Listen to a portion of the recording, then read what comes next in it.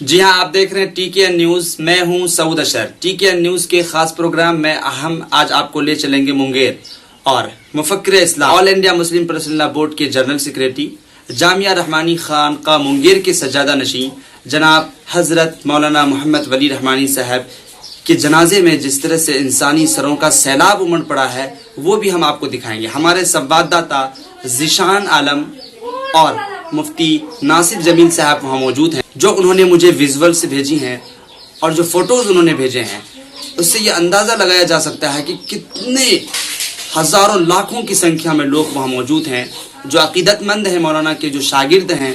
اور اس طرح سے آپ دیکھیں تو ایک تاریخی جنازے کی نماز ہے یہ، اور اس میں جس طرح سے لوگ وہاں پہ شامل ہو گئے ہیں. آپ پہلے یہ ویڈیو دیکھیے، پھر اس کے بعد بات کریں گے.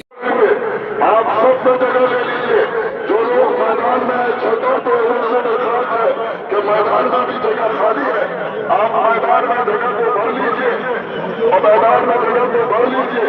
ہر 2-3 سب کے بعد مقدر طے کر لیجیے کہ جو اس میں آدمی صحیح طور پر تقریر کر سکتا ہو وہ مقدر کی خدمت انجام دے گا. اس کے علاوہ جو لوگ ادھر ادھر کھڑے ہیں ان سے